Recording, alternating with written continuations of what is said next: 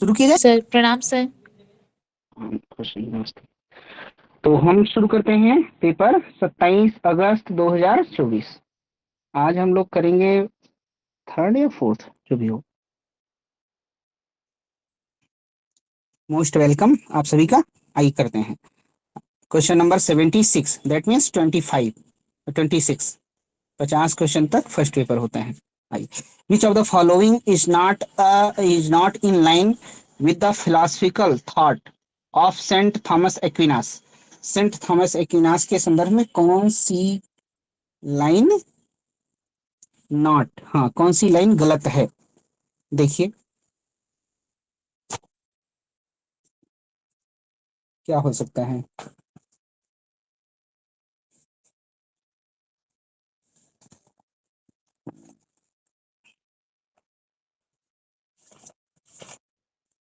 Sir English भी थोड़ा दिखाए ना। इंग्लिश बी गलत होगा sir. Magnitude imperfectly than to love it. Imperfect नहीं होना चाहिए।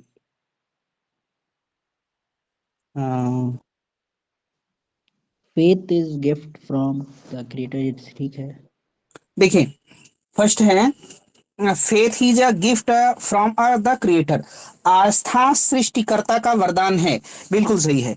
श्रद्धा ईश्वर का उपहार है, फेथ ईश्वर का उपहार है, ये बिल्कुल सही है।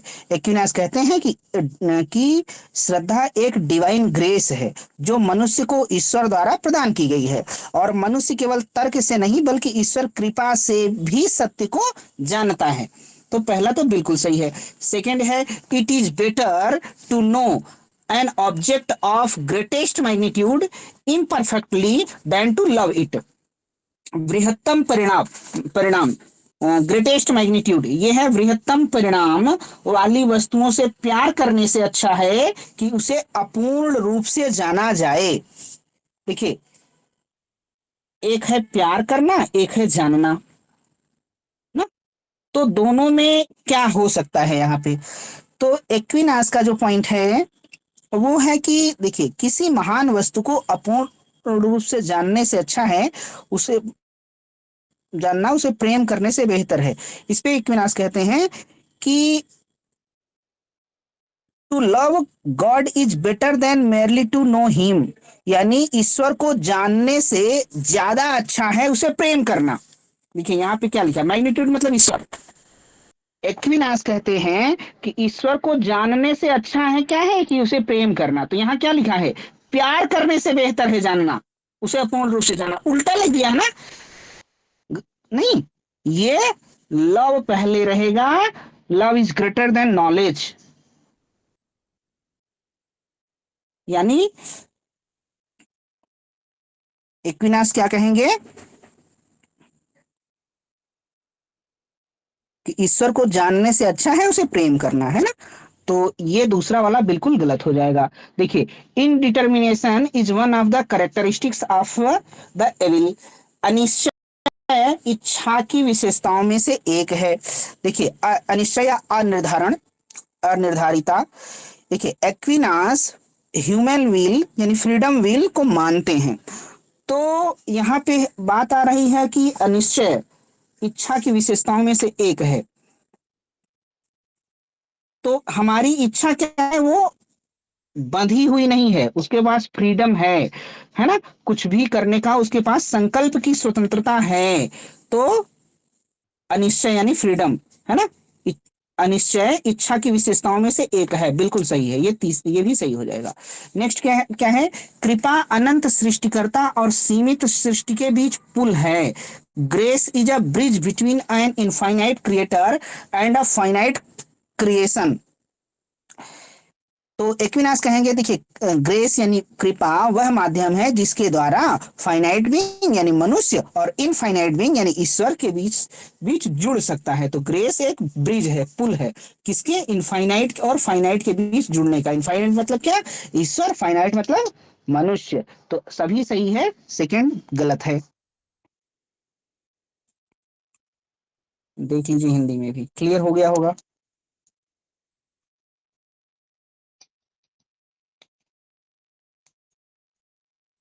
नेक्स्ट करते हैं। क्रेड्यूट इंटेलिजेंस, believe in order that you may understand, is a dictum of, किसका है? विश्वास करो ताकि तुम समझ पाओ। ऑगस्टीन। बाबा हाँ अगस्टिन सर। सर हाँ, इसका पहला क्वेश्चन जो सेकंड ऑप्शन है उसको इंग्लिश में सही करेंगे तो क्या होगा?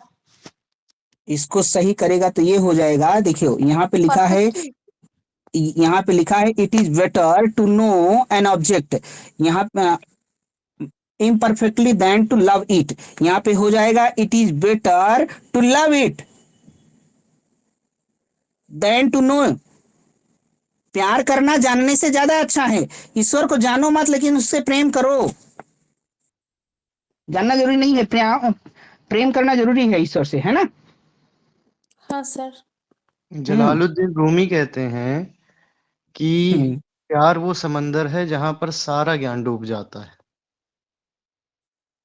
तो कहने का मतलब है कि प्यार जो है एक विशाल कॉन्सेप्ट है और जानना उसके कंपैरिजन में बहुत छोटा है।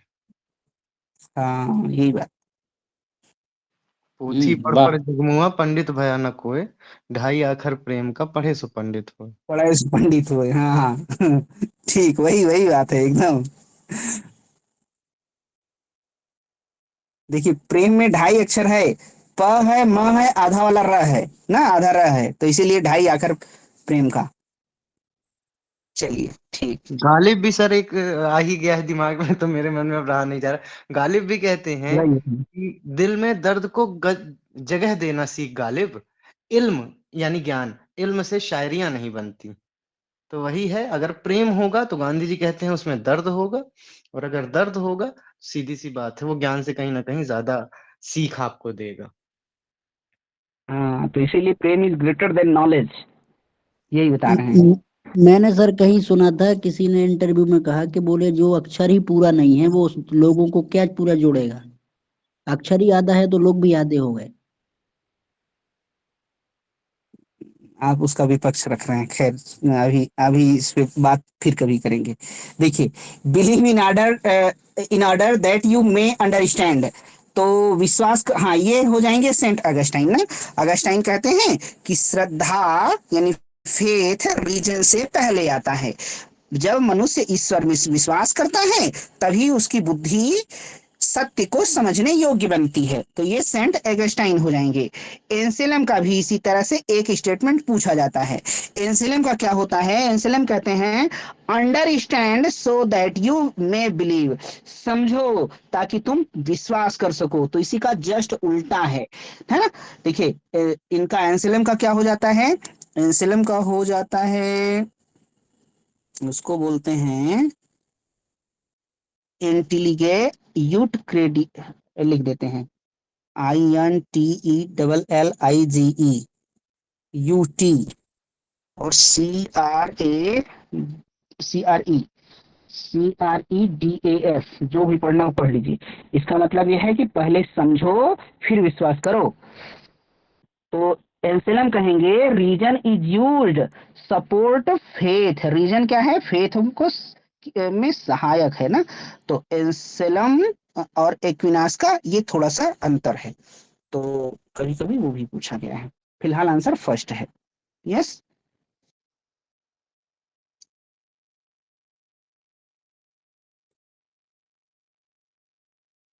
ये देखिए, what among the following can not be attributed to Leibniz. Leibniz के लिए कौन सा कथन लाइक संबंधित नहीं है? तो बताइए क्या हो सकता है? Mechanics, the source of mechanics lies in metaphysics.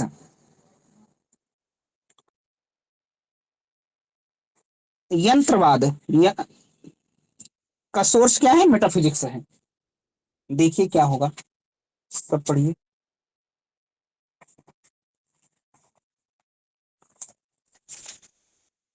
कौन सा ऑप्शन नहीं समझ आ रहा है उस पर एक्सप्लेन करोगे?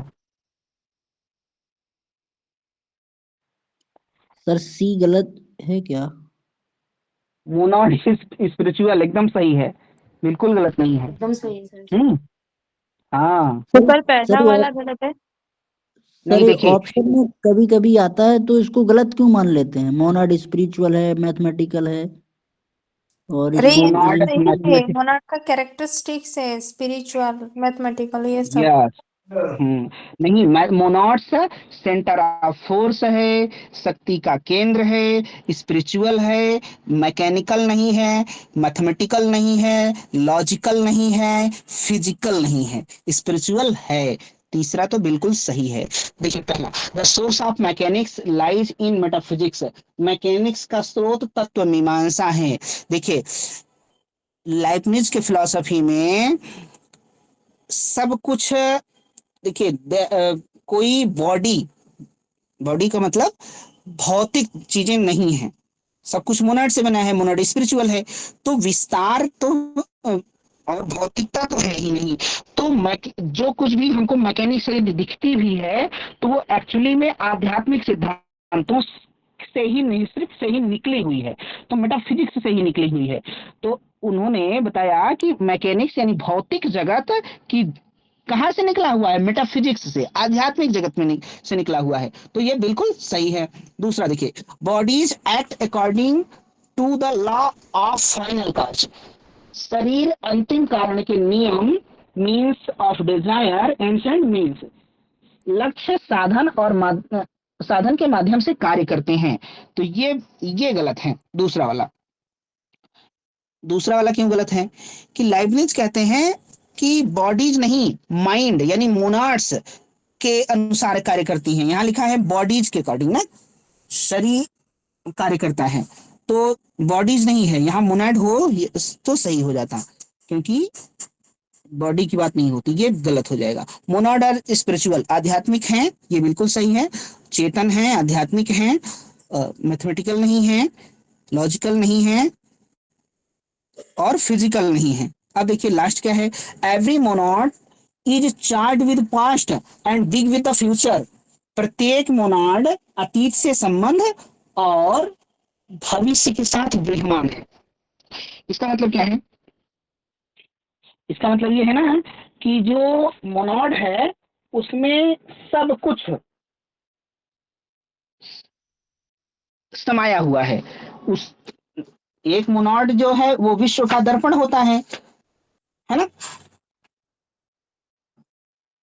तो उस वो विश्व का दर्पण है, उसमें फ्यूचर की का भी सब कुछ है, और पास्ट का भी सब कुछ है।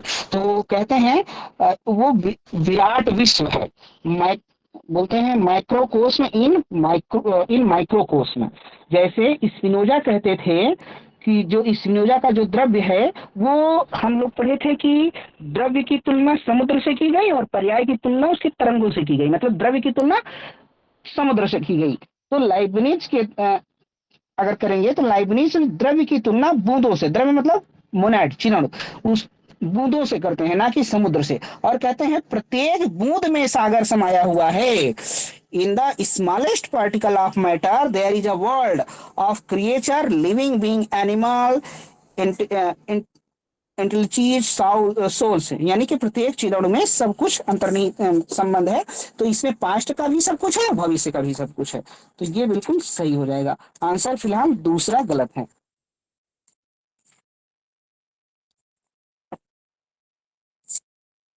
चलिए, ये सेकेंड आंसर होगा।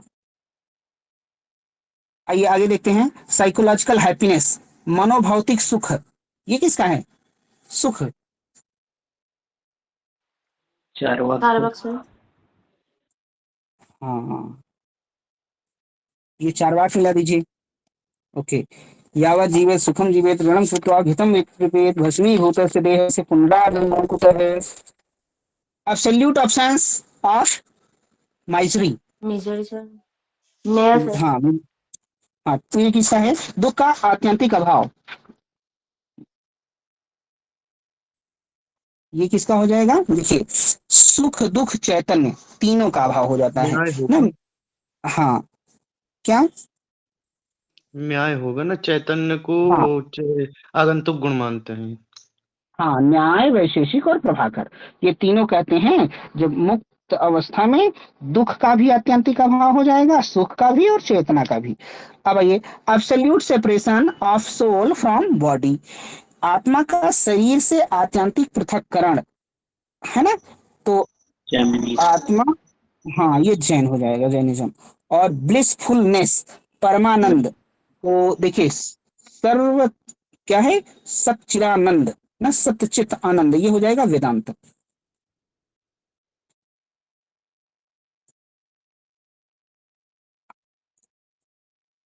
तो आंसर क्या होगा, फर्स्ट होगा। फर्स्ट देख लीजिए, चारवाक, न्याय, जैन और वेदांत। देखिए जैसे वेदांत में क्या सर्व क्या बोले, सत्यचित आनंद, सत्य चित आनंद, ब्रह्म क्या है, वो सच्चिदानंद है। और क्या सांख्य दर्शन भी इसको मानेगा, पुरुष जब नहीं सर, मुक्त अवस्था में हो जाता है तो क्या हो, सच्चिद आनंद होता है या नहीं। सर वो शायद आनंद नहीं एक्सेप्ट करते हैं ना। हाँ आनंद, क्योंकि क्योंकि ये सत्व गुण का सत्व गुण की वजह से होता है, सत्व गुण की वजह से होता है, और ये प्रकृति का गुण है। तो सत और चित रहता है केवल ना, आनंद नहीं रहता। न्याय कहता है केवल सत रहता है, चित भी नहीं रहता मुक्त लिबरेटेड स्टेट में, चित भी नहीं रहता, चेतना भी एक्सीडेंटल क्वालिटीज है। और चारवाक कहेंगे न सत न चित न आनंद, कुछ नहीं। तो फैक्ट है। आगे बढ़ते हैं। आइए, which among the following ashram is also known as Vaikhanas?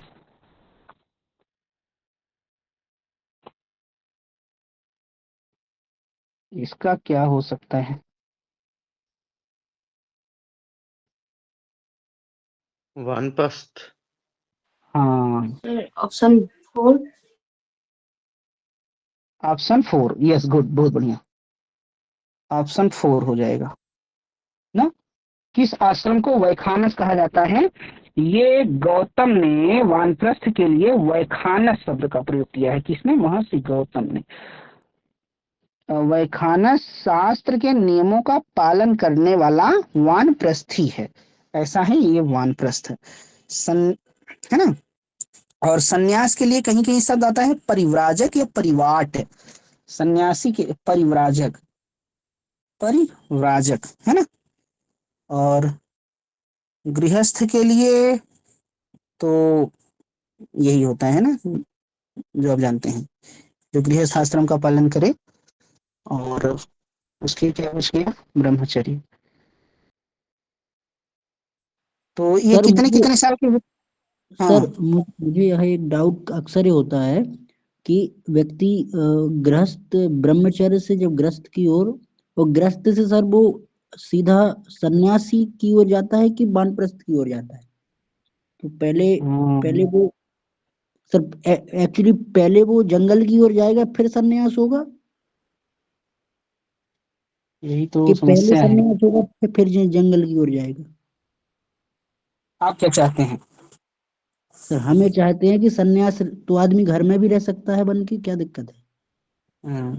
अच्छा ठीक, देखिए पहले तो 0 से 25 साल तक ब्रह्मचर्य है, फिर ब्रह्मचर्य के बाद शादी विवाह करना है ना, और फिर मतलब घर बसाना है। तो घर बसाना है तो 25 से 50 साल ये काम करना है, फिर 50 साल के बाद आप वानप्रस्थ में चले जाना है, फिर उसके बाद संन्यास में चले जाना है, 75 से 100 साल ना।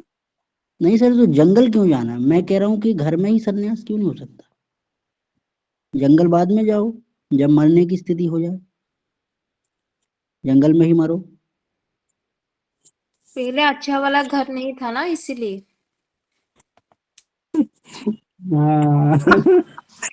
नहीं मतलब कहने का सर ये है कि सन्यास तो लोग घर में भी रहते हैं ना आजकल, तो कितने अच्छे सन्यासी हो रहे हैं। हाँ आजकल होगा, ये आजकल की बात नहीं है एक्चुअली में ना, ये गृहस्थ के बाद वानप्रस्थ का मतलब है कि आप अब सेवा करिए लोगों की ना, दीन दुखियों की। जब आप घर में रहेंगे तो क्या होगा कि आप विकारों में बंधे रहेंगे, फंसे रहेंगे, मतलब लाभ हानि जय जय विजय सब में। तो इसलिए कहा गया होगा कि वानप्रस्थ मतलब घर त्याग करके वानप्रस्थ में जाना है। उसके बाद संन्यास में एकदम से हो जाना है। देखिए एकदम से संन्यास ले लेना है। तो ब्रह्मचर्य की अवस्था 0 से 25 साल की है। तो ब्रह्मचर्य में धर्म सूत्र में कहा गया है कि ब्रह्मचारी को क्या क्या करना चाहिए। ब्रह्मचारी को आचार्य के अधीन रहना चाहिए, किसी भी परिस्थिति में हिंसा नहीं करनी चाहिए, दिन में नहीं सोना चाहिए, सुगंधित वस्तुओं का प्रयोग नहीं करना चाहिए, इंद्रियों पर पूर्ण नियंत्रण रखना चाहिए। ये सब ब्रह्मचर्य के गुण बताए गए हैं। कहा? धर्म सूत्र में।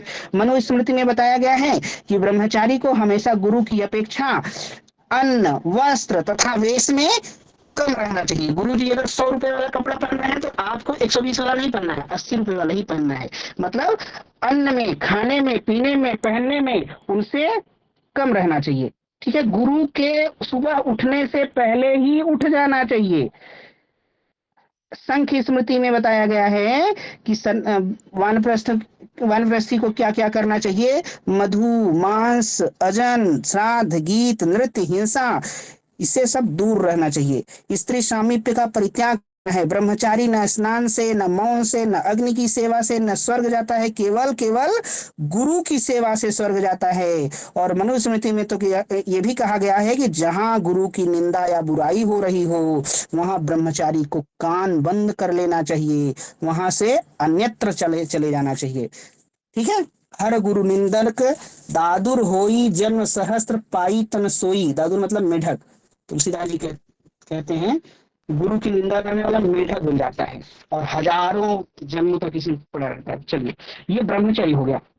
अब गृहस्थ आश्रम को वशिष्ठ स्मृति में सबसे श्रेष्ठ आश्रम बताया गया है।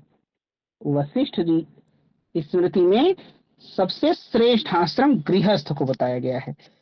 ठीक है। कामंदकी नीति शास्त्र में अग्निहोत्र करना और जीविका चलाना, धर्म द्वारा विवाहित और स्वस्थ मतलब अपने परिवारजनों के साथ रहना, अतिथि की पूजा, दीन दुखियों के प्रति सहानुभूति, ये सारी चीजें गृहस्थ में है। और उसके बाद वानप्रस्थ में क्या है।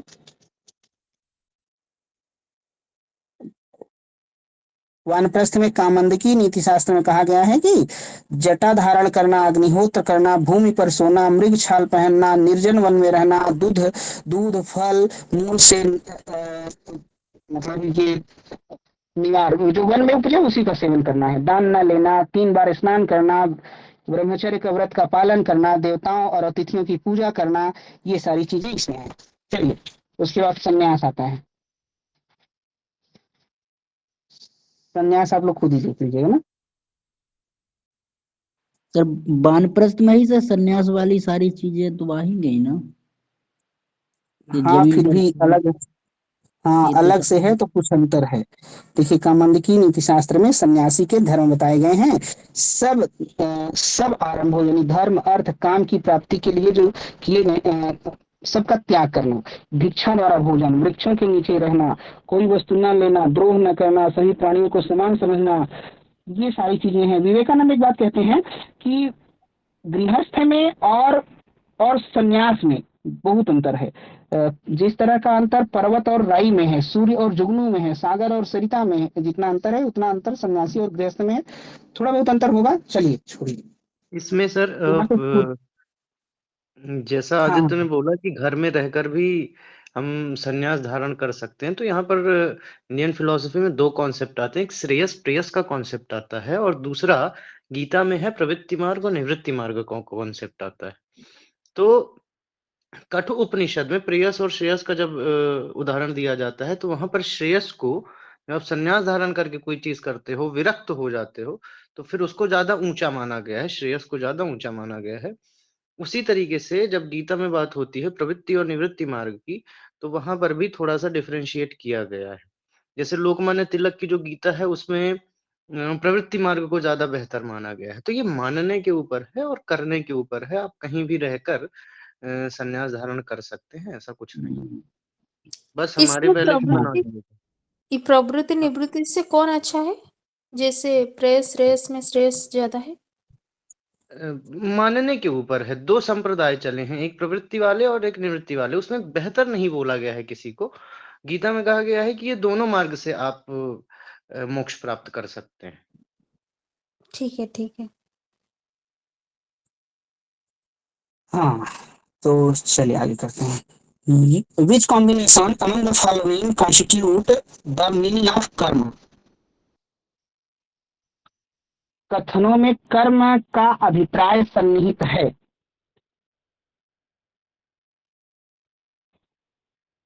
देखिए, इंग्लिश में देखिए।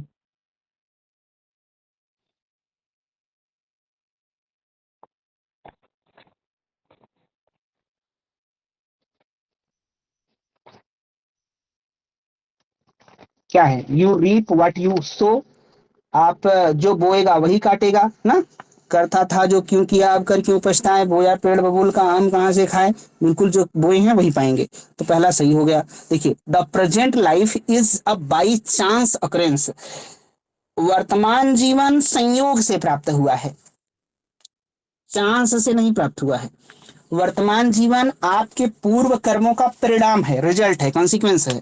तो ये गलत हो जाएगा ना। जो आप आज हैं वो प्रारब्ध के कर्मों का फल है। तो ये दूसरा तो गलत कर दीजिए। You don't get the result of an unperformed karma. आपको नहीं किए गए कर्मों का फल प्राप्त नहीं होगा। बिल्कुल, जो नहीं किए हैं वो नहीं मिलेगा। ए एंड सी सही हो गया। All our decisions are entirely determined by previous कर्म। देखिए, हमारे सभी निर्णय पूरी तरह से पूर्व कर्मों से निर्धारित होते हैं। हिंदी में भी देखिए, ये क्वेश्चन ये गलत है कि सही बताइएगा। हमारे सभी निर्णय पूरी तरह से पूर्व कर्मों से निर्धारित होते हैं। सही होगा क्या? संकल्प स्वतंत्रता है हम में। तो ये मतलब, हाँ, इसको सही संकल्प के माना लिए जाए हम कि गलत स्वतंत्र माना हैं। जाए? जी सर, ये गलत हो जाएगा। ये गलत हो जाएगा। ठीक, चलिए, किसी को डाउट है क्यों गलत हो जाएगा तो बताइए। हाँ, हाँ, हाँ सर, क्यों ये गलत हो? इसलिए गलत होगा। All our decisions are entirely determined by previous karma. हमारे आज के डिसीजंस प्रीवियस कर्म से डिटरमाइंड नहीं होते। हमारे आज के रिजल्ट, आज के फल, आज के परिणाम, आज के फ्रूट ना, परिणाम, रिजल्ट, वो पूर्व कर्मों से निर्धारित हैं। देखिए, हिंदी में भी देखिए, यहां लिखा है हमारे सभी निर्णय पूरी तरह से पूर्व कर्मों से निर्धारित होते हैं। निर्णय नहीं, क्योंकि फ्रीडम ऑफ विल है, संकल्प की स्वतंत्रता है। हमारे सभी परिणाम जो अभी हमको मिल रहा है वो पूर्व कर्मों से निर्धारित होते हैं। हम जो करना चाहते हैं अभी या जो कल करेंगे वो निर्धारित नहीं है। फ्रीडम ऑफ विल एक्सेप्ट की गई है, इसीलिए ये गलत है। यस, डिसीजन नहीं होगा। अब देखिए, the law of causation is compatible with the theory of karma. कार्य कारण सिद्धांत कर्म के सिद्धांत के अनुकूल है। हाँ, जैसा कार्य करेंगे वैसा, जैसा कारण रहेगा वैसा कार्य ना, जो करेंगे उसको वो मिलेगा। तो आंसर हो जाएगा ए सी ई। किसी ऑप्शन में हिंदी इंग्लिश में प्रॉब्लम हो तो बोलिए।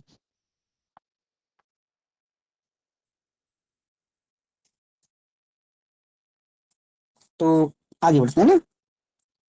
हाँ सर। आइए, देखिए, नित्य कर्म, नैमित्तिक कर्म, काम्य कर्म, निषिद्ध कर्म, इतने सारे कर्म आ गए। तो बताइए क्या करें।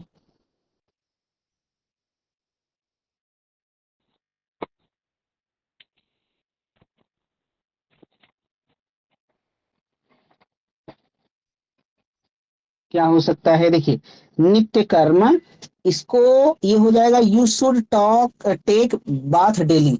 हाँ, आपको डेली डेली स्नान करना चाहिए ना। सर्दी आ गई है, नहीं करिए, मतलब करिए ना करिए, ये आपकी मर्जी। तो ये डेली स्नान करना है, ये नित्य कर्म है। ब्रश डेली करना है। एक आप पहला मिलाइए। आइए, नैमित्तिक कर्म। नैमित्तिक मतलब होता है किसी निमित्त ना कोई चीज पड़े, है ना। जैसे शादी विवाह पड़े तभी डांस करना है, हालांकि ये हमारा एग्जांपल है। You should take bath after eclipse, सूर्य ग्रहण या नहीं, ग्रहण के पश्चात स्नान करना चाहिए। तो ये नैमित्तिक कर्म, कोई निमित्त, कोई वजह जब आए, बी का 3। और काम्य कर्म, काम्य कर्म मतलब है कि if you want to clean our self you should take bath daily. यदि आप अपने आप को स्वच्छ रखना चाहते हैं तो प्रतिदिन स्नान करना चाहिए ना। लोग पुत्र प्राप्त नहीं, संतान प्राप्त करने के लिए पुत्रेष्ट यज्ञ करते थे, पुत्रेष्ट यज्ञ। पुत- तो ये काम्य कर्म हुआ, मतलब कुछ पाने के लिए। निषिद्ध कर्म जो नहीं करना है, तो ये डी का 4th मिला। ये we should avoid stale food, हमें बासी भोजन नहीं करना चाहिए। तो आंसर फिलहाल ये 4th लगा लीजिए। सर इसके अलावा और कुछ कर्म है तो बता दीजिए। इसके अलावा एक नित्य कर्म हो गया। अनित्य कर्म? अनित्य कर्म नहीं, नित्य मतलब जो डेली डेली करना है। अनित्य, हाँ बता रहे हैं, सब बता रहे हैं। ये डेली डेली जो करना है, नित्य कर्म करने से देखिए जो आपको डेली करना होता है, प्रार्थना, स्नान, ध्यान, पूजा करना, ब्रश करना, ये सारी चीजें। देखिए इसमें एक बात याद रखना है कि ऐसे कर्मों को करने से पुण्य नहीं मिलता, पुण्य नहीं मिलता। इसको करने से, यहाँ लिखते हैं, पुण्य नहीं मिलता, लेकिन नहीं करेंगे ना तो पाप मिलेगा। पुण्य नहीं मिलता, पाप मिलता है। डेली नहीं नहाएंगे तो पाप, डेली नहीं नहाएंगे ना तो पाप लगेगा, लेकिन नहा लेंगे तो पुण्य नहीं मिलेगा। ये पहला हो गया। अब दूसरा नैमित्तिक कर्म, इन्हें यदि इन्हें नहीं किया जाए तो पाप लगेगा। यहाँ भी नहीं करने से पाप लगेगा, है ना। नैमित्तिक कर्म करने से कोई विशेष लाभ नहीं है, लेकिन ना करने से पाप लगता है। तो ये नैमित्तिक कर्म हो गए। ना करने से पाप, ना करने से पाप, ये ध्यान रखना है, पाप लगेगा।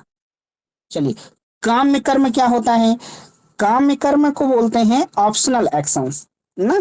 ऐसे कर्मों को करने से पुण्य संचय होता है, किंतु इनके नहीं करने से पाप नहीं होगा। नहीं करेंगे तो पाप नहीं होगा, और करेंगे तो पुण्य होगा। करेंगे तो क्या होगा? पाप, फल मिलेगा, पुण्य मिलेगा। और नहीं करेंगे तो कोई दिक्कत नहीं, पाप नहीं लगेगा। उसके बाद है निषिद्ध कर्म। निषिद्ध कर्म ऐसा होता है कि जिसको नहीं करना है ना। निषिद्ध कर्मों को इनके करने से मनुष्य को पाप लगता है। देखिए निषिद्ध कर्म क्या होते हैं कि इनको नहीं करने से पुण्य की प्राप्ति नहीं होती। जैसे हम कहते हैं मच्छर नहीं मारना है, तो नहीं, मच्छर नहीं, कोई बढ़िया एग्जाम्पल लेना चाहिए। आप लोग सोच लीजिए, इनको नहीं करने से पुण्य की प्राप्ति नहीं होती, लेकिन इनको करने से पाप लगेगा। ये चार्ट बना दे क्या? आप ये बना लीजिएगा खुद ही ना। एक होता है प्रायश्चित कर्म। प्रायश्चित कर्म ये होता है कि यदि को आपने कभी प्रोहिबिटेड एक्शन कर लिया, यानी निषिद्ध कर्म कर लिया, तो ऐसी स्थिति में प्रायश्चित करना होता है। तो वो पश्चाताप करना होता है। वो कौन सा है प्रायश्चित कर्म? यही है। सर कोई प्रायश्चित कर्म में कुछ मिलेगा, पाप पुण्य ये सब? हाँ, प्रायश्चित करने से पुण्य मिलेगा, और न करने से तो पाप तो पहले से ही मिला था। जैसे कोई आज गलत हो जाए तो उसको प्रायश्चित करना है ना, कुछ चीज, है ना। सर एक सर अकृत इसी से प्रणाम और कभी अभ्युपगम वाला बता दीजिएगा सर। क्या जी बोल सर? अकृत प्रणाश और अभ्युपगम करके जो आता है कर्म में। हाँ, अकृत प्रणाश अभ्युपगम, हाँ वो तो देखिए, ये है ना, आपको नहीं किए गए कर्मों का फल प्राप्त नहीं होता है, तो इसको क्या बोलते हैं? अकृत, जो आप बोले, है ना। जी सर। हाँ, और जो किए हैं उससे बच भी नहीं पाएंगे, वो जो दूसरा आप बोले अभ्युपगम वाला, तो ये है। तो इसका तीसरा हो जाएगा। देखिए हिंदू स्टडी में 6 तरह के कर्म की बात की गई है, षड्विध कर्म। तो 5 तो हम आपको बता दिए, एक कोई छूट रहा है, वो मुझे ध्यान नहीं है, बता देंगे। चलिए आगे बढ़ते हैं ना। हाँ हाँ, एक कर्म है आपाद कर्म। आपातकालीन में आपाद कर्म ना, कोई ऐसी संकट की स्थिति आ जाए तब करना है आपातकर्म। ये है ना, ये 6 होते हैं, शायद कोई और है वो बताइए आपको बाद में। फिर आया इसका तीसरा, लगा लीजिए, आगे बढ़ते हैं ना। ये देखिए, what are the factors of चिकित्सा according to Nyaya philosophy among the following. देखिए यही आप पूछ रहे थे क्या, ये चिकित्सा के कौन कौन से कारक हैं। एक बार राजस्थान में एक प्रश्न आया था, वो अरेंज करना था, तो वहां पे सही आंसर था कृति, नहीं क्या था, क्या बताए थे,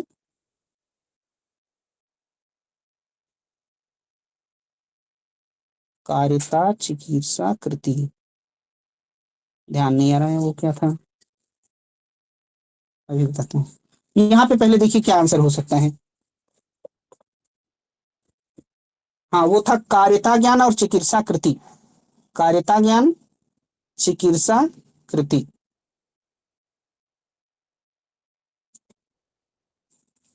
ये क्या होगा इसका, एसीडी। ACD है। हाँ लेकिन सर ये पहला वाला एक गलत, मतलब कई बार जब पहली बार मैंने देखा तो मुझे ये गलत लगा कि अनिष्ट क्यों है, असंभव्यता ज्ञान, एक गलत सेंस नहीं साउंड कर रहा है।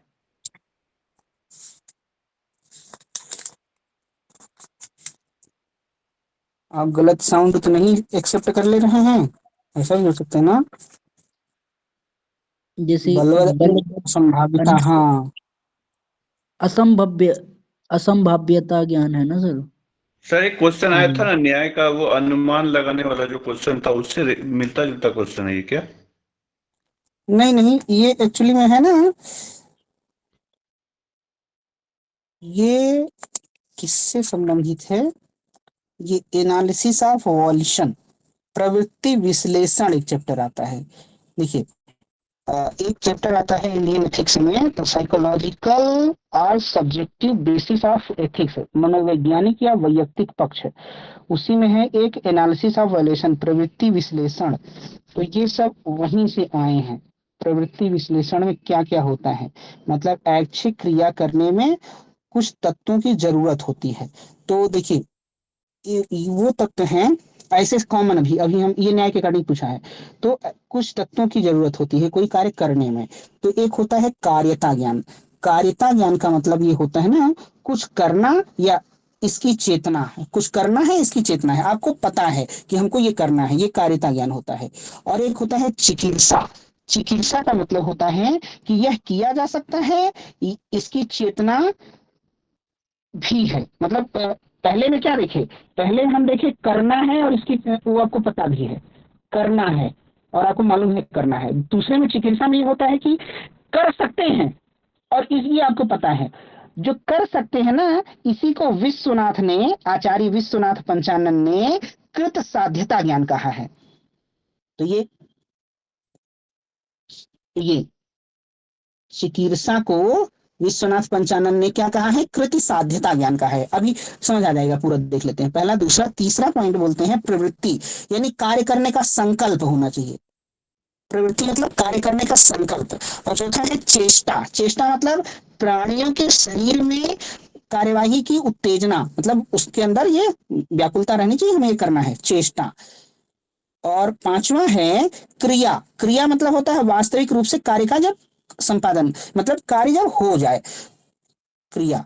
तो ये 5 चीजें हैं ना, ये ऐच्छिक क्रिया करने में ये 5 तत्व हैं। लेकिन नैयायिकों ने चिकित्सा के चिकित्सा में 3 बातें बताई हैं, चिकित्सा के अंदर का 3 बातें बताई हैं इसी चिकित्सा में।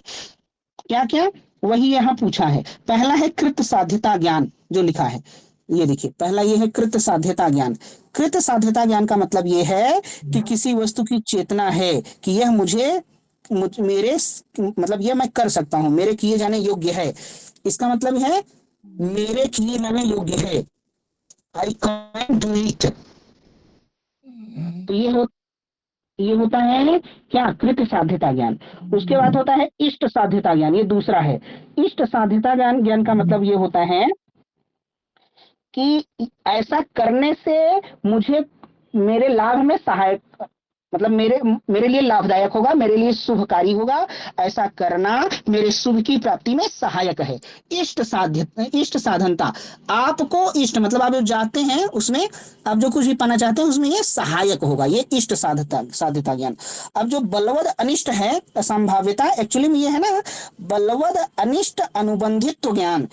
इसका मतलब ये होता है कि मेरे शुभ की प्राप्ति में कोई अनिष्ट नहीं है। असंभावना जो पूछ रहे थे आदित्य, असंभावना नहीं है, मतलब मैं इसको करने से मेरा कोई हानि नहीं है ना, कोई अनिष्ट नहीं है। तो आंसर हो जाएगा ए सी डी, ये वाला।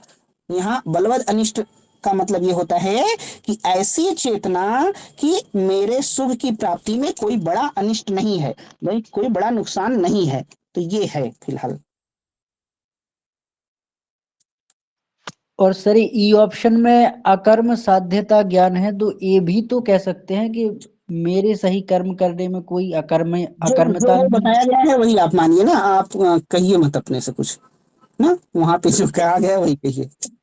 एक्चुअली सर मैं आपको बताऊं, जैसे हम जब हाँ एलिमिनेशन लगाते हैं तो उसमें जैसे पहले देखा ए ऑप्शन में असंभव्यता लिखा है और ई ऑप्शन में लिखा है अकर्मता, तो आ देख के एलिमिनेट कर दिया तो बी सी डी लगा दिया चलिए। उत्तर। हाँ, अब देखिए एक प्रश्न आया है, कब आया है, सितंबर 4 सितंबर 2024 में, कि गीता के अनुसार कार्य करने के 5 प्रेरक चीजें हैं। तो वो आपको ध्यान रखना है, ध्यान आए तो बताइएगा, कभी आए तब भी बताइएगा, अगले पेपर में आएगा। आगे बढ़ते हैं। In which among the following sense apurva is not considered, कह रहे हैं कि अर्थ किस अर्थ में अपूर्व पर विचार नहीं किया जा सकता, क्या हो सकता है।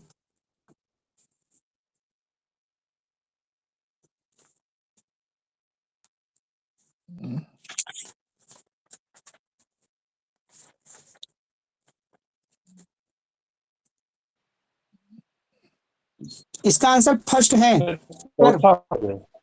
नहीं पहला ही दिया है। हाँ,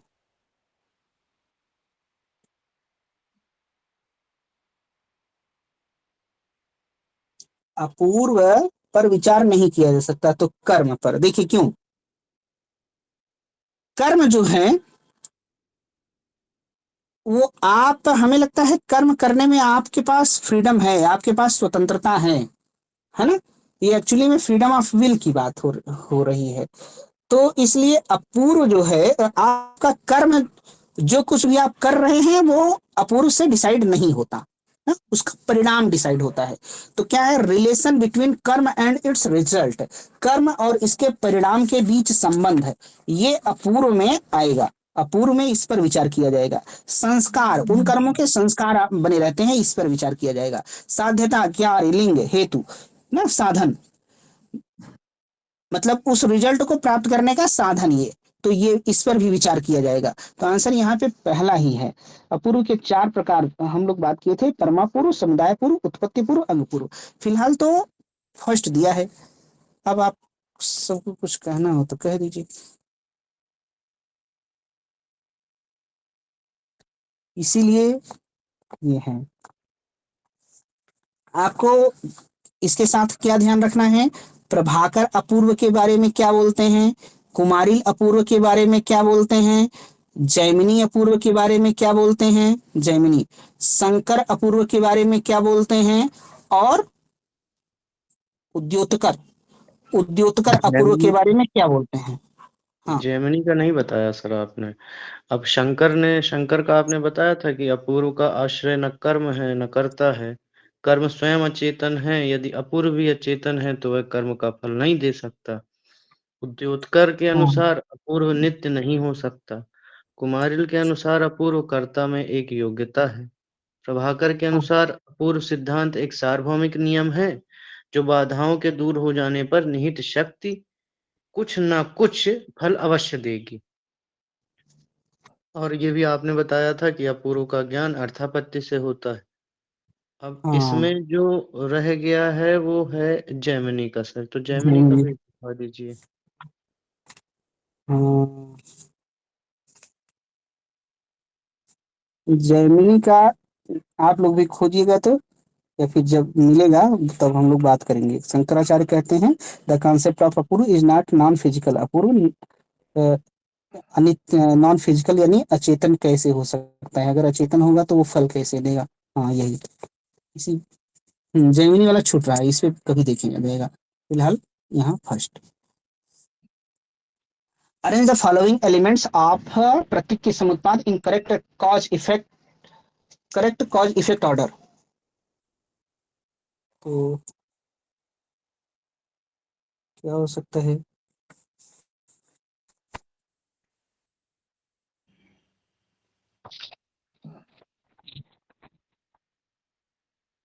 दूसरा लगा ना, जी सर।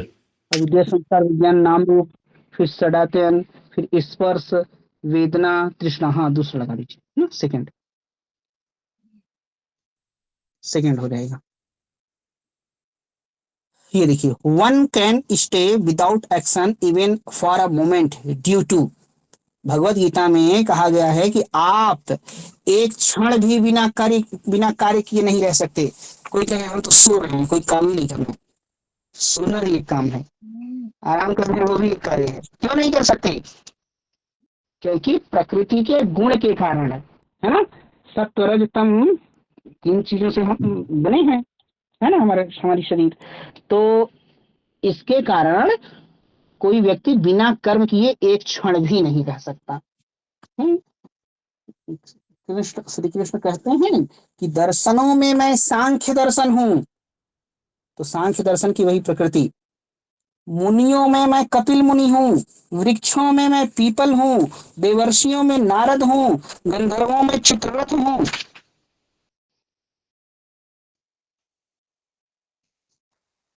और वेदों में सामवेद हूँ, देवों में इंद्र हूँ। चलिए, तो मतलब सांख्य दर्शन को एक्सेप्ट कर रहे हैं, है ना। तो यहाँ पे पहला लगाइए, ये देखिए क्या हो सकता है। हेनरी सिजविक की बुक क्या हो जाएगी?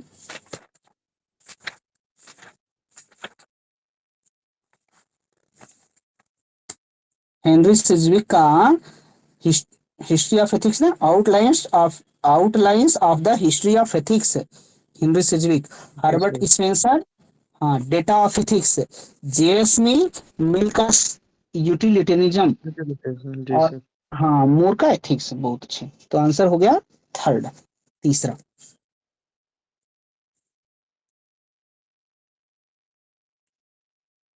ये तीसरा हो जाएगा।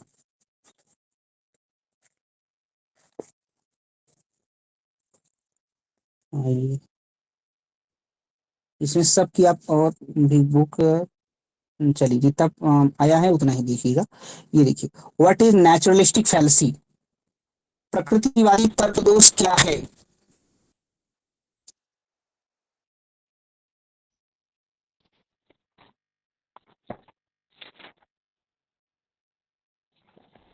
Problem created by the nature, प्रकृति द्वारा निर्मित एक समस्या। नेचुरली, हाँ human beings is by nature problematic, मानव प्रकृति से ही समस्यात्मक है। Mistaking an ethical judgement with a factual one. देखिए, नीति परक निर्णय को तथ्यात्मक समझना। यही होगा सर। हाँ यही यही है होगा, सर। यही होगा नेचुरलिस्टिक फैलेसी। ठीक।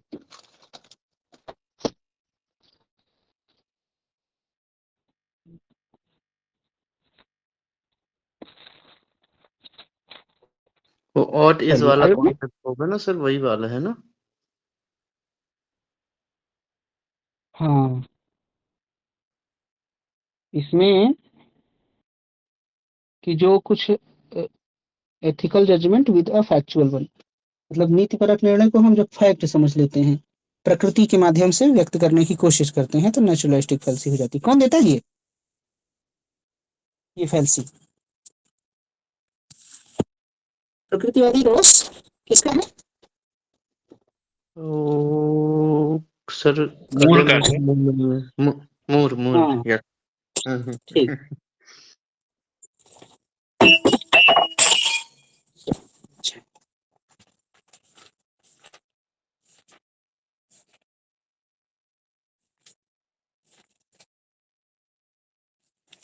एक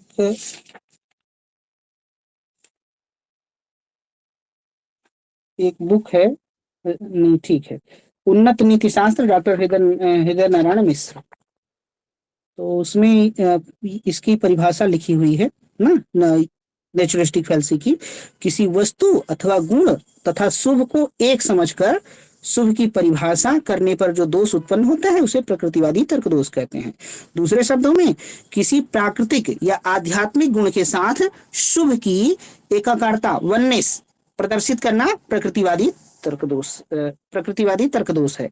मूर कहते हैं, जब कोई व्यक्ति शुभ को, जो कि प्राकृतिक पदार्थ नहीं है, किसी प्राकृतिक पदार्थ को समझने की भूल करता है। मूर कहते हैं, जब कोई व्यक्ति शुभ को, जो कि एक नेचुरल प्राकृतिक पदार्थ नहीं है, उसको प्राकृतिक पदार्थ समझने की भूल करता है, तब प्रकृतिवादी तर्क दोष हो जाता है। चलिए फिलहाल आंसर तीसरा हो जाएगा, आगे बढ़ते हैं। What is not true utilitarianism, उपयोगितावाद के बारे में कौन सा सत्य नहीं है?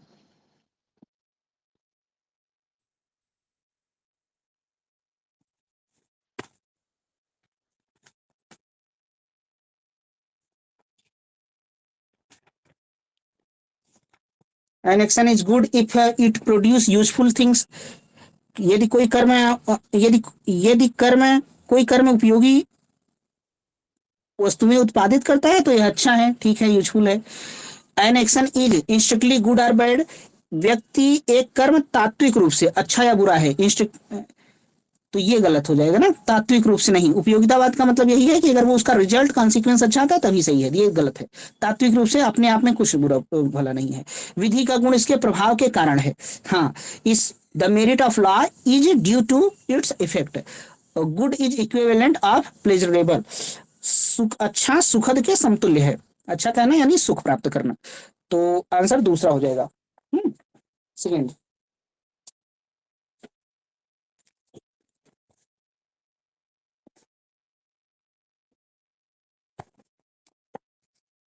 आगे बढ़े।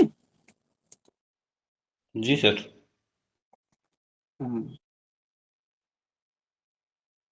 उपयोगितावाद में अगर आप बनाना चाहें ना, तो एक होता है सुख मूलक उपयोगितावाद, एक आदर्श मूलक उपयोगितावाद, एक होता, ऐसे बना दे क्या उपयोगितावाद को, ऐसे अगर करें तो एक तरह से डिवाइड किया गया है सुख मूलक उपयोगितावाद। एक होता है आदर्श, आइडियल। आदर्श वाले में आते हैं हेस्टिंग्स, रसडल, मूर, और सुख मूलक में आते हैं बेंथम, मिल और सिजविक। ये सुख मूलक उपयोगितावाद। एक और डिवीजन किया गया है, वो डिवीजन किया गया है कर्म संबंधी, नियम संबंधी। कर्म एक्ट, यूटिलिटेरिज्म कर्म, और एक होता है नियम, रूल। कर्म में आते हैं बेंथम और मूर, और नियम में आते हैं टुलमिन, रिचर्ड वी ब्रांट, ऑस्टिन। चलिए आगे देखते हैं। Good means I approve it. Good का मतलब मैं इसे अप्रूव करता हूं। देखिए,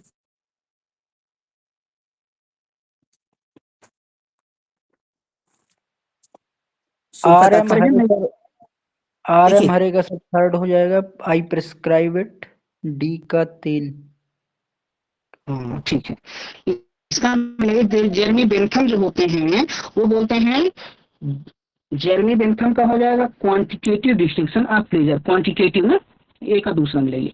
मिल का हो जाएगा, मिल का क्वांटिटेटिव डिस्टिंक्शन ऑफ प्लेजर। देखिए यहाँ क्वांटिटेटिव दोनों में लिख दिया है, यहाँ लिखना चाहिए क्वालिटेटिव ना, क्वालिटेटिव। हालांकि वो क्वांटिटेटिव भी मानते थे, मिल दोनों मानते हैं, क्वांटिटेटिव और क्वालिटेटिव दोनों, बट हिंदी में यहाँ सही लिखा है ना, सुख का गुणवत्ता परक प्रभेद। तो इसलिए और सीएल स्टीवेंसन का मिला दीजिए, सी का first. Good means I approve it. शुभ का तात्पर्य है मैं इसका अनुमोदन करता हूँ, ये इमोटिविस्ट थे। आर एम हेयर का हो जाएगा, डी का 3 मिलेगी। Good means I prescribe it. शुभ का तात्पर्य है मैं इसे निर्देशित करता हूँ, तो हिंदी में भी देखिए फर्स्ट हो जाएगा। आर एम हेयर परामर्शवादी है, ये कौन है? संवेगवादी है। संवेगवादी में हम लोग 4 लोगों को देखे हैं। स्टीवेंसन है संवेगवादी, पॉल एडवर्ड स्टीवेंसन, कार्नेक और एयर। और हेयर में एक हेयर है और CL कौन है? नॉवेल। तो ये परामर्शवादी है, पहला आंसर हो जाएगा ना। आगे बढ़े।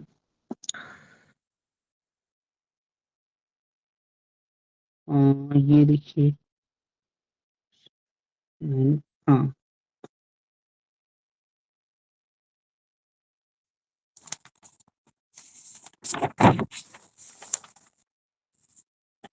Henry David Thoreau.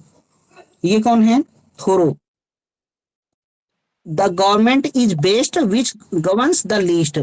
वह सरकार सर्वोत्तम है जो सबसे कम शासन करती है। थोरो। ए का दूसरा मिलाइए। मूर का क्या हो जाएगा? मूर का हो जाएगा गुड इज सिंपल एंड इनडेफिनेबल। शुभ क्या है? सरल है और अपरिभाष्य है। बी का 4 मिलाइए। Immanuel Kant. इमैनुअल कांट का सी का first. Be a member of a kingdom of ends. साधियों के साम्राज्य का सदस्य बनो। और F H Bradley. F H Bradley का हो जाएगा क्या? माई स्टेशन एंड ईस्ट ड्यूटी। तो इसका आंसर सेकंड होगा ना। देखिए हिंदी में सेकंड।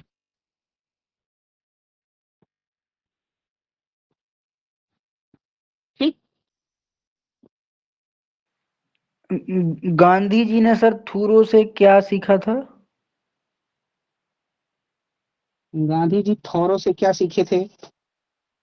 मतलब कुछ लिया था इन्होंने इनके सिद्धांतों से। हाँ, कल बात हुई थी ना, बताइए क्या क्या लिया था?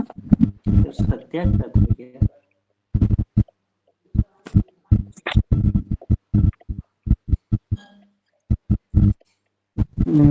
कुछ तो लिया था ना। मैं ये सोच रहा तो हूँ सर कि सिविल डिसोबीडियंस वाला जो कॉन्सेप्ट है वो किससे लिया हाँ, था? यही लिया था थोरो से। सिविल डिसोबीडियंस, सामाजिक अवज्ञा, इन्होंने थोरो से लिया था। टॉलस्ट और टॉलस्टॉय से तो सत्याग्रह लिया था ना। उदय सर रस्किन दक्षिण। से लिया। हाँ, रस्किन से क्या किया था? वो रस्किन से क्या लिया था?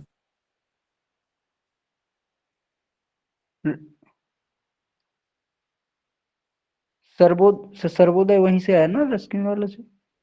अनटू द लास्ट, हाँ, सर्वोदय लिया था। उनकी बुक है रस्किन की, अनटू द लास्ट। हाँ ठीक है, चलिए सही। आइए ये देखिए, which of the following statement are correct. कौन सा सही है? हाँ, ये देखिए क्या हो सकता है। हिंदी में लिखा नहीं। हम्म,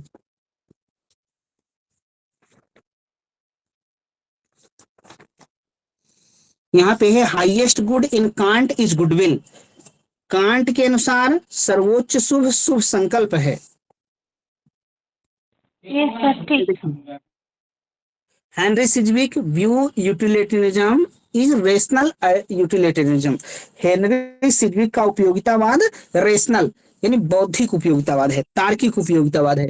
ये तो सही है। J S Mill does not accept quantitative difference in pleasure. J S Mill सुख में मात्रात्मक विभेदों को नहीं मानते। ये सर ये गलत। ये गलत हो जाएगा। अच्छा, क्वालिटी गलत हो जाएगा। सर ये दोनों मानते हैं ना, क्वालिटेटिव और क्वांटिटेटिव। हाँ वही तो, डज नॉट एक्सेप्ट लिखा है ना। डज नॉट एक्सेप्ट, इसीलिए गलत हो जाएगा। हाँ ये सही बोले। वाह। The number of virtue in Socrates is 1। सुकरात के यस अनुसार नॉलेज। सद्गुणों की संख्या 1 है। तो ये ये सर तो सही है। नॉलेज। दूसरा, हाँ, नॉलेज इज वर्च्यू। प्लेटो के लिए वर्च्यू 4 है और यस। अरिस्टोटल के लिए इनफाइनाइट है, सुकरात के हाँ लिए 1 है। तो बी और डी तो एकदम सही है। अब यहाँ आंसर दिया है बी और डी, ठीक है। अब देखिए ये पहला वाला आंसर नहीं दिया है। अब ये देख लीजिए, highest good in can't is goodwill. Can't के दर्शन में हाईएस्ट गुड यानी सर्वोच्च शुभ शुभ संकल्प है। हाँ सर ये भी ठीक है, ऑप्शन नहीं है तो क्या। ऑप्शन नहीं, हाँ, तो बी, ए बी डी कहीं है भी नहीं ना। सी अगर हटाएंगे तो ये कट गया, ये कट गया, ये कट गया। यस। हाँ सर। हाँ, तो लगा दीजिए ये पीछे। ड्रॉप्ड तो नहीं है सर? क्या? ड्रॉप्ड तो नहीं है? ड्रॉप हो ना ना गया ना, है। ये बात नहीं है। नहीं, इसका आंसर दिया है यही पीडी। सर आप लिख दीजिए बी डी के पहले ए। क्या लिख दें? ए। ए लिख दिए। देखिए एक बात ये है, यदि आप बुक लीजिए उनकी वेद प्रकाश वर्मा सर की, तो उसमें ये पहला वाला ऑप्शन आपको सही मिल रहा है, हाईएस्ट गुड और गुडविल। देखिए इसमें दोनों में क्या डिफरेंट है। हाईएस्ट गुड एक होता है, एक परफेक्ट गुड की बात करते हैं। तो जो वेद प्रकाश वर्मा में लिखा है वो मैं बता रहा हूं कि परफेक्ट गुड और कंप्लीट गुड एक ही है। देखिए परफेक्ट गुड कहिए या कंप्लीट गुड कहिए, is equal to virtue plus happiness. Virtue plus happiness यानी पूर्ण शुभ में क्या होता है, सद्गुण भी होता है और आनंद भी होता है। लेकिन जो हाईएस्ट गुड में ओनली ओनली वर्च्यू होता है, हैप्पीनेस नहीं होता ना। कांट कहते हैं कि जो सद्गुणी है वो आनंद का हकदार है, उस आनंद उसको मिलना चाहिए, मिले ना मिले अलग बात है। तो परफेक्ट गुड में वर्च्यू प्लस हैप्पीनेस दोनों आएगा और हाईएस्ट गुड में ओनली वर्च्यू आएगा। तो यहां देखिए highest good in can't is goodwill. तो यहाँ पे अगर यदि होता कंप्लीट गुड या परफेक्ट गुड तब ये सही हो जाता। हालांकि ये वेद प्रकाश वर्मा के अकॉर्डिंग ये भी सही है, लेकिन आप कहीं और से देखिए तो हमें लग रहा है यहाँ हाईएस्ट गुड होना चाहिए। फ्रैंक थिली में एक बार देख लीजिए, मतलब हम शायद देखे थे, एग्जैक्ट नहीं याद है, लेकिन हमें लगता है यहाँ से सही है इसमें, इसीलिए गलत हो गया है। लेकिन इस वाली बुक से सही हो जाएगा। फिलहाल आंसर बी डी लगा दीजिए, आप जानते रहिए परफेक्ट गुड में वर्च्यू प्लस हैप्पीनेस होता है, हाईएस्ट गुड में ओनली वर्च्यू होता है। सर फ्रैंक तिल में क्या ये सही दिया है? हमें लग रहा है फ्रैंक थिली में सही दिया है। यस सर, फ्रैंकली अकॉर्डिंग पहला वाला ऑप्शन ही सही होगा। अच्छा नहीं सही हुआ। नहीं, वर्मा सर उस हिसाब से तो गलत होगा ना, फ्रैंक चिली के हिसाब से। चलिए वर्मा जो सर, भी हो देख लीजिएगा, मतलब ये वर्मा सर की बुक में देखेंगे तो ये सही मिलेगा जो भी हो। फिलहाल आंसर ये हाँ गलत हाँ, है। कांट वर्मा जो सर है नहीं वो चाहिए। हाईएस्ट गुड हाँ को सब्बम बोनम करके कॉन्सेप्ट देते हैं ना। नहीं, वो अरस्तु देते हैं, सोनम अच्छा। बोनम तो उनका है, सोनम बोनम। अरिस्टोटल का ना। Yes sir. हाँ हाँ। जी सर। चलिए देखिएगा या हम भी देखेंगे फिर। तो ये छोड़िए, ये हमें लगता है यहाँ पे अगर सर्वोच्च की जगह कंप्लीट होता है, हालांकि जब दोनों बुक में यही दिया है तो हम क्या बोलें। बीडी आई which theory among the following is not compatible with capital punishment. कौन कैपिटल पनिशमेंट के लिए यानी मृत्यु दंड से सुसंगत नहीं है? रिफॉर्मेटिव है ना। अगर मृत्यु दंड दे देंगे तो फिर सुधरेगा कौन, है नहीं। हाँ हाँ बुद्धिज्म, क्रिश्चियनिटी, गांधी, ये रिफॉर्मेटिव थियरी। बाकी सब में दिया जा सकता है। Which one among the following is not Meta ethical question. कौन सा मेटा एथिकल क्वेश्चन यानी अधिनीति शास्त्रीय प्रश्न नहीं है?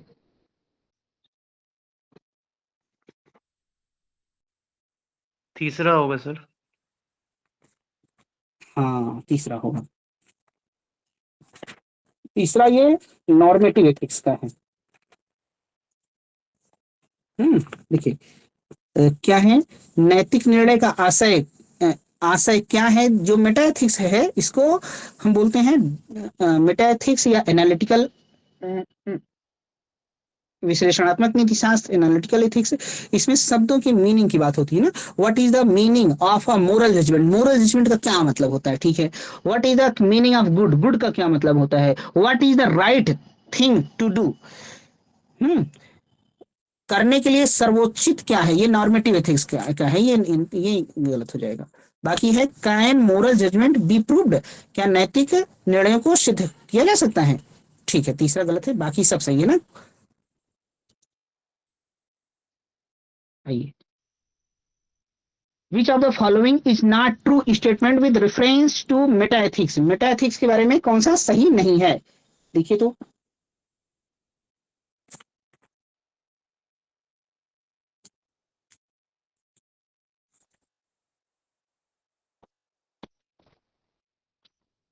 Some non cognitivist are intuitionist,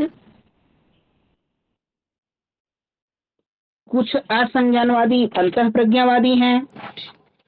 for an इमोटिविस्ट मतलब संवेगवादी के लिए किलिंग इज बैड, अगर वो कहते हैं कि हत्या करना बुरा है, मीन्स किलिंग बू मतलब वो हत्या अच्छी, मतलब वो अपना इमोशन बता रहे हैं ना कि धिक हत्या। स्टीवेंसन एक संवेगवादी नहीं है, ये गलत सही है क्या? Stevenson is not an emotivist. गलत है सर, इमोटिविस्ट हैं ये। हाँ यही गलत हो जाएगा, बाकी सब सही है। According to G Moore the meaning of an ethical term can be institute, Moore तो अंतः प्रज्ञावादी है ही ना, तो लास्ट वाला सही हो जाएगा। सर इस ऑप्शन को क्लैरिटी में बोल दीजिए ना, जो किलिंग इज किस ऑप्शन बैड। को? जो इमोटिविस्ट हैं वो, जैसे अभी एक प्रश्न आया था कि हाँ था ऊपर, इमोटिविस्ट का था ना, बता रहे हैं मिलाने वाला जो था, वेट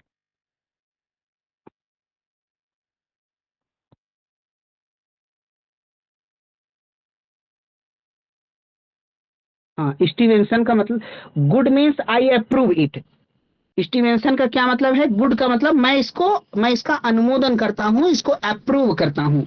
यदि कोई चीज बैड है तो मैं उसका डिसअप्रूवल करता हूँ। क्यों नहीं? यस तो sir. He killing is bad, तो इसको ये अप्रूव नहीं, इसको डिसअप्रूव कर रहे हैं, मीन्स किलिंग बू मतलब बेकार है, अच्छी गलत बात है, मतलब निंदनीय है, मतलब इसका है ना, तो ये डिसअप्रूव कर रहे हैं इमोटिविस्ट।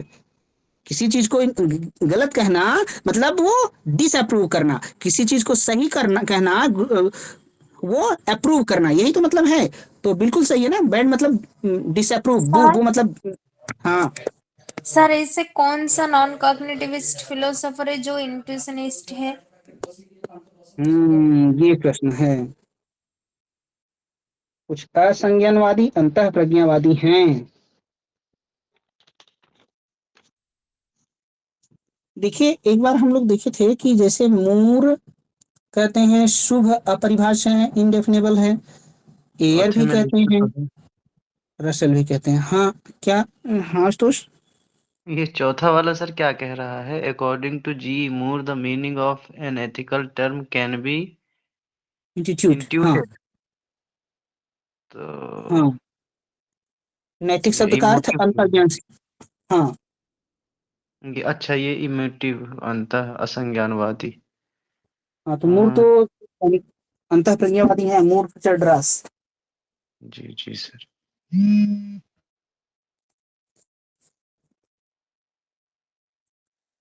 ये खोजना हमें लगता है एयर या स्टीवेंसन वगैरह में कोई है क्या, ये देखना, तो कभी मिले तो हम भी देखेंगे, है ना।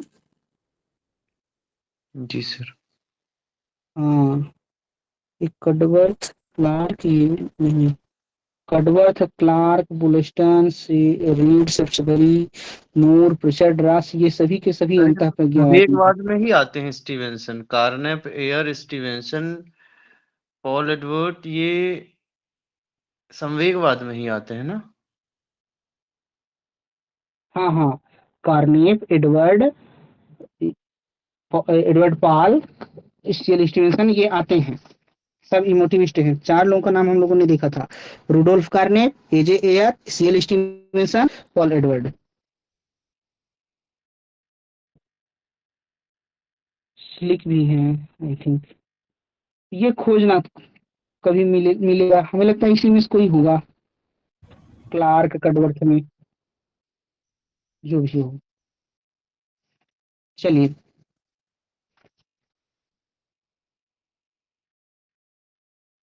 विच among the following are true to intuitionist, अंतः प्रज्ञावाद के संबंध में कौन सा सही है? हम्म,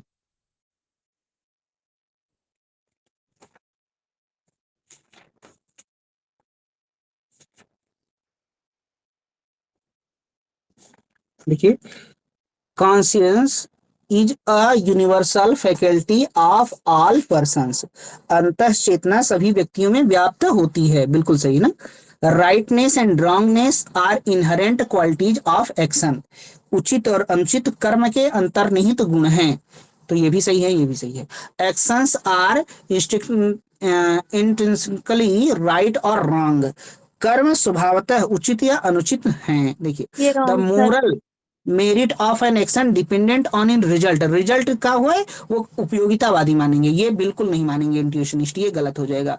conscience reveals the rightness of an action by way of perceiving its consequence. अंतःचेतना किसी कर्म के औचित्य को उसके परिणाम के आधार पर, परिणाम यानी कॉन्सिक्वेंस के आधार पर दर्शाती है, तो ये गलत हो जाएगा। कॉन्सिक्वेंस नहीं होता, रिजल्ट नहीं होता। आंसर हो जाएगा ए बी सी। इनमें देखिए, ए पहला, अंतःचेतना सभी व्यक्तियों में व्याप्त है, उचित और अनुचित कर्म में ही अंतर्निहित है, और कर्म स्वभावतः उचित या अनुचित है, ये परिणाम पर निर्भर नहीं करता, इसलिए ये उपयोगितावादियों का ये गलत होगा। आंसर हो जाएगा ए बी सी। सर वो जो कांट वाला क्वेश्चन अभी आया था, फ्रैंकली हाँ, में एक लाइन है, उसमें ये लिखा है, reason tells us that such a will is deserving of happiness, a good man ought to be happy, hence the highest good must consist in a virtue and happiness.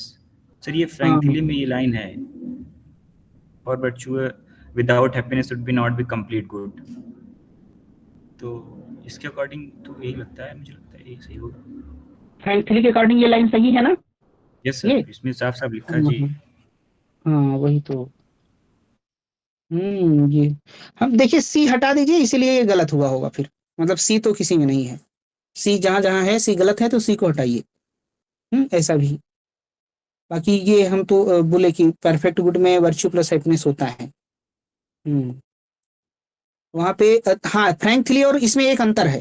देखिए different क्या है frankly और VP Verma में। Frankly में perfect good और highest good को same मान लिया गया है, देखिए पढ़िएगा। और वीपी वर्मा में परफेक्ट गुड और हाईएस्ट गुड डिफरेंट है क्या उसमें परफेक्ट गुड और हाईएस्ट गुड? सर इसमें कंप्लीट गुड का जिक्र है जरा, मतलब जो पूरा पैरा इस तरह से, the moral proof for the complete मतलब एग्जिस्टेंस, परफेक्ट। ये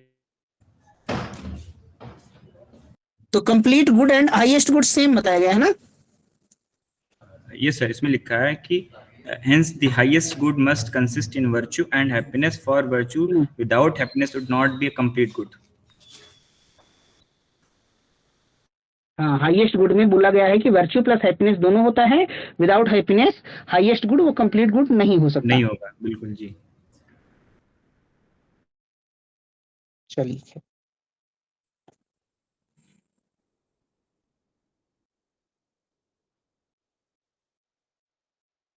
थे हम सब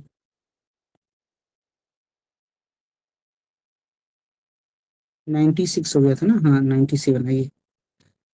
विच among the following is an inconsistent thought in the light of Swami Vivekananda? Swami Vivekananda के रेफरेंस में कौन सा इनकंसिस्टेंट, कौन सा असंगत है, गलत है?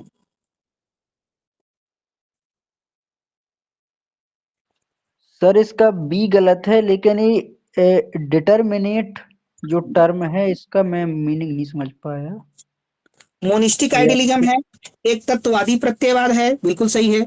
अब आपको बता देना है कि राधा कृष्णन का क्या है और टैगोर का क्या है, और किसका बताए थे, गांधी एम.एन. राय का क्या है, केसी भट्टाचार्य का क्या है ना, सबका। तो मोनिस्टिक आइडियलिज्म ठीक है, एक तत्ववादी प्रत्ययवाद इनका है। रियलिटी इज डिटर्मिनेट, सत्य डिटर्मिनेट मतलब निश्चित है, परिमित है, लिमिटेड है। तो ब्रह्म लिमिटेड डिटर्मिनेट नहीं है ना, वो इनडिटर्मिनेट है, अनिर्वचनीय है ना, तो ये गलत हो जाएगा ना। Reality, the no distinction of qualification can be ascribed to reality, सत्य पर कोई भी भेद और विशेषण आरोपित नहीं किए जा सकते। नेति नेति के not this no distinctions of qualification can be ascribed to reality, reality यानी ब्रह्म को हम बता नहीं सकते ना। ये सर एज इसीलिए अ तो सेकंड पैंथीस्ट, ऑप्शन गलत हुआ। हाँ सेकंड ऑप्शन गलत है, बाकी सब सही है।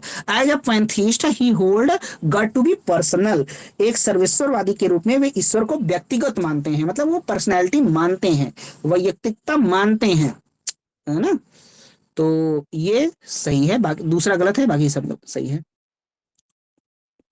इनडिटर्मिनेट का सर मीनिंग क्या बताया?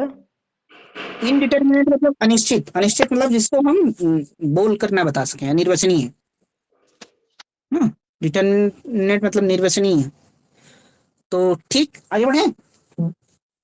सर हाँ, जो साइड में लिखे थे उसको बोल दीजिए, जैसे केसी भट्टाचार्य का transcendental idealism.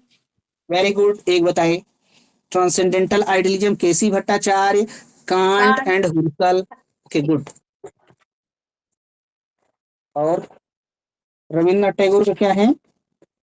Concrete monism, concrete monism Rabindranath Tagore का। मूर्त एकवाद, कंक्रीट मोनिज्म। और राधा कृष्णन का क्या है? सर अपने तो राधा कृष्णन के आगे लिखे ना कंक्रीट मोनिज्म। ओहो, टैगोर नहीं, टैगोर का है कंक्रीट मोनिज्म, टैगोर का है कंक्रीट मोनिज्म, है ना। राधा कृष्णन राधा का मोनिस्टिक आइडियलिज्म, राधा कृष्णन का मोनिस्टिक आइडियलिज्म, मोनिस्टिक आइडियलिज्म मतलब एकवादी अध्यात्मवाद, monistic idealism. Radhakrishnan and Vivekananda. अरे वाह, गुड, वेरी गुड, शाबाश। राधा कृष्णन है ना, विवेकानंद, मोनिस्टिक आइडियलिज्म। क्या नाम लिखे थे जी का मतलब? गांधी। गांधी और एम एन राय, प्रैक्टिकल आइडियलिज्म।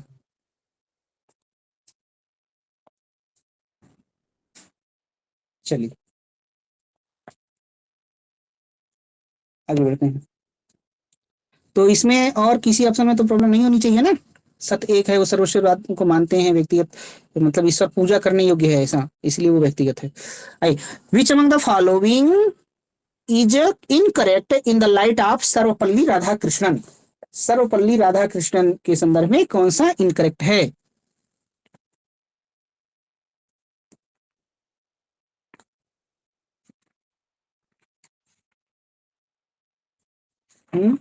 देखिए, man is a combination of egoism and self transcendence.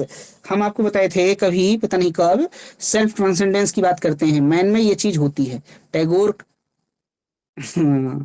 और विवेकानंद भी कहते हैं सेल्फ ट्रांसेंडेंस होता है। और इसी को कहते हैं टैगोर सरप्लस इन ह्यूमन, मनुष्य में आधिक्य का सिद्धांत ना, जिसको वो पोरसोई कहते हैं शास्त्र, जिसको हाइडेगर कहते हैं डिजाइन ना, उसमें बहुत सारी संभावनाएं हैं। तो सेल्फ ट्रांसेंडेंस का मतलब उसमें बहुत सारी संभावनाएं हैं। तो यहाँ पे है व्यक्ति किसका, इगोइज्म यानी स्व केंद्रित और अपने से परे जाने का, दोनों का संयोजन है, लिमिटेड और अनलिमिटेड का कॉम्बिनेशन है।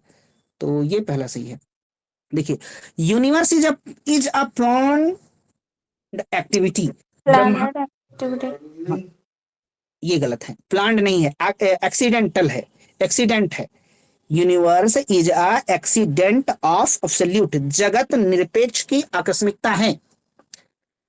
Universe is the accident of the universe of absolute, जगत निरपेक्ष की आकस्मिकता है, आकस्मिकता है, वो एक प्लान्ड नहीं है।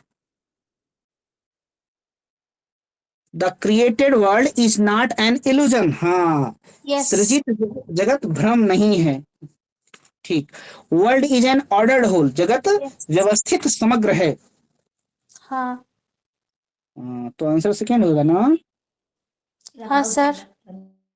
सर यहाँ यूनिवर्स और वर्ल्ड एक अलग अलग मीनिंग बताया इन्होंने।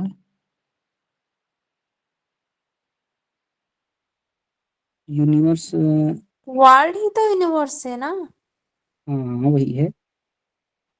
तो एक तरफ वो कह रहे हैं कि यूनिवर्स प्लान्ड एक्टिविटी नहीं है, और हाँ फिर इसी तरफ फोर्थ में कह रहे हैं कि ऑर्डर्ड में है, होल है। हाँ सही है ना, देखिए ऑर्डर यानी क्रिया, मतलब व्यवस्थित है। तो प्लान्ड एक्टिविटी का क्या अर्थ होता है? कोई चीज प्लान्ड है ना, व्यवस्थित है ये भी। डिटरमाइंड है, वो डिटरमाइंड हो जाएगा। ओके। कोई चीज क्रिया से होना और फिक्स्ड होना, ये डिफरेंट चीज है। समझ गए हैं? जी सर। देखिए ये एक्सीडेंट का मतलब है कि टैगोर नहीं, कौन, राधा कृष्ण कहते हैं कि सृष्टि को ईश्वर की स्वतंत्रता की अभिव्यक्ति कहा गया है। मतलब वो एक स्वतंत्र है और वो सृष्टि बना दिया। तो इसका मतलब यह नहीं है कि जैसी वो बाध्य है इसके लिए बना, मतलब वो इसके लिए बाध्य नहीं है। ईश्वर सृष्टि को बनाने के लिए बाध्य नहीं है। उसके पास अनंत संभावनाएं हैं, अनेक तरह के जगत बना सकता है।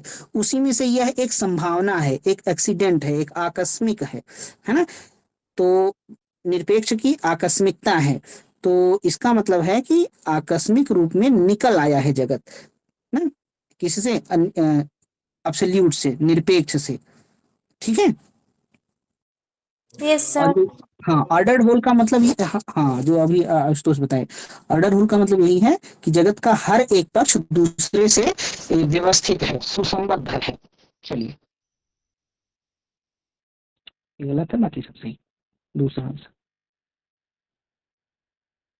annihilation of caste of Ambedkar has detailed response to Ambedkar की annihilation of caste। गांधी। हाँ, गांधी। हाँ, गांधी बाबा के लिए लिखा था ये। देखिए एक कहीं वो उनको ना स्पीच देना था, किसको, अंबेडकर जी को। ठीक है। तो वहां पे पहले स्पीच दे करके, मतलब स्पीच पहले दे दी जाती है कि हाँ हम यही बोलेंगे। जब उन्होंने दे दिया तो वो लोग इसको अप्रूव नहीं किए, किसको, वो समिति ने, कि नहीं ये हम आपको नहीं बोलने देंगे ऐसा। तो ये एक बाद में एक बुक के रूप में आ गई ना। तो ठीक है, ये इसको बोला नहीं जा सका। पतली सी है, आप पढ़िएगा कभी। तो ये गांधी के उत्तर देने के लिए। चलिए आगे बढ़ते हैं। ये सर हाँ गांधी भाई, जी के इस पर विरोध में लिखी है ना अम्बेडकर जी ने? हाँ, कुछ बातें थी जो दोनों में कंट्रडिक्शन था, तो उसी को ये बता रहे हैं। जी। गांधी जी कहते थे कि जो हम्म, आपका लास्ट व्यवसाय है, क्वेश्चन होगा क्या सर? क्या, फर्स्ट वर्स फ्रॉम ईसा। हाँ इसका क्या होगा, वही तो।